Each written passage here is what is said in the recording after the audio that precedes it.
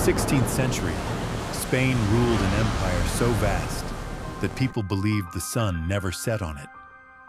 While night fell in Europe, Spanish banners still flew in the Americas. When darkness reached the New World, Spain still ruled Asia.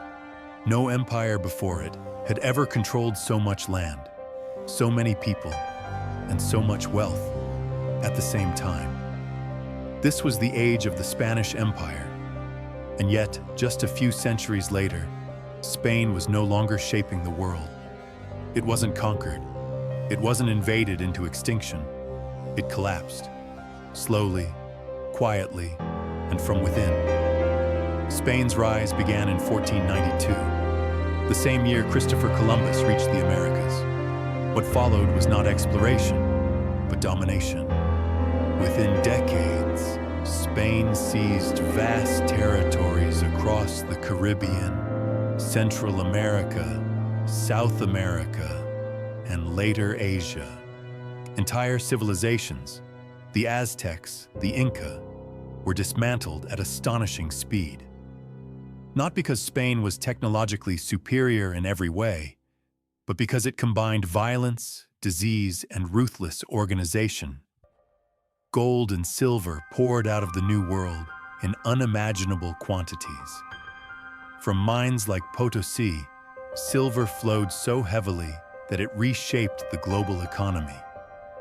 For the first time in history, a European power controlled the majority of the world's precious metals. Spain didn't just become rich, it became the center of the world economy. Under Charles V, Spain ruled not only overseas colonies, but also much of Europe itself. Spain controlled Spain, the Netherlands, parts of Italy, territories in Germany, and vast lands beyond the Atlantic. Never before had so much power been concentrated in one crown. But power came with a dangerous illusion. Spain believed wealth meant strength, and that belief would destroy it. Gold and silver arrived faster than Spain could understand what to do with them. Instead of building factories, Spain imported goods. Instead of encouraging innovation, Spain paid for luxury. Instead of developing industry, Spain relied on extraction. Why invest in production when treasure ships arrived every year? Spain became rich, but not productive. Powerful, but hollow. Other nations learned to manufacture, trade, and innovate. Spain learned to spend. Then came the wars. Spain fought constantly. In Europe, it fought France. It fought Protestant states. It fought the Ottoman Empire. It fought rebellions in the Netherlands.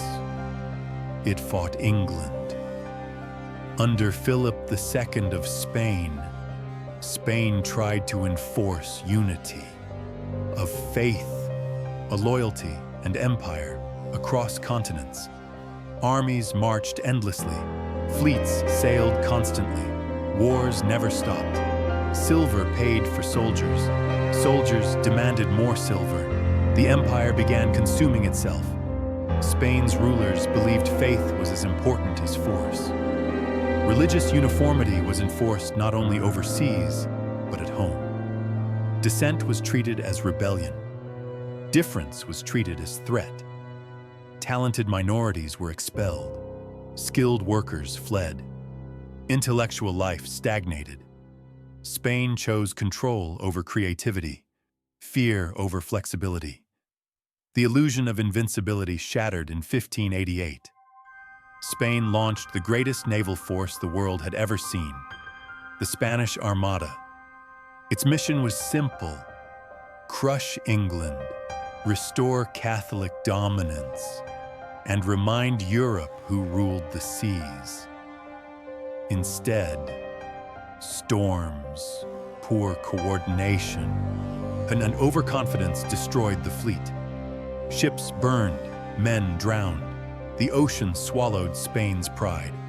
Spain survived the defeat, but its myth did not. Behind the scenes, Spain's economy was breaking. Silver caused massive inflation. Prices soared, wages collapsed. Spain declared bankruptcy repeatedly. Debts piled up faster than treasure arrived. Bankers demanded repayment. The crown borrowed more. The empire ran on credit and hope. Meanwhile, rivals adapted. The Dutch built trade networks. England expanded naval power. France modernized its state. Spain tried to preserve the past instead of preparing for the future.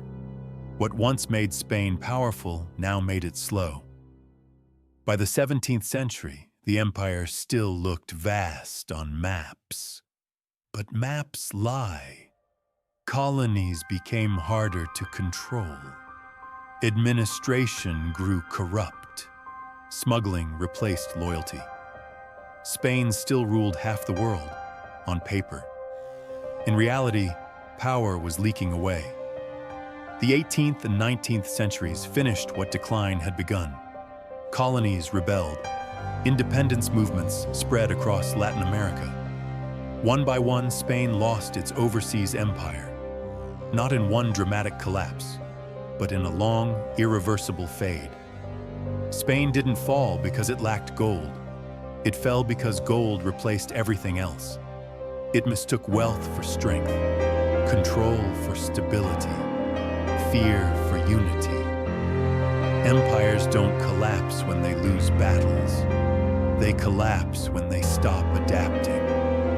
Spain ruled half the world. Then the world moved on, and the sun finally set.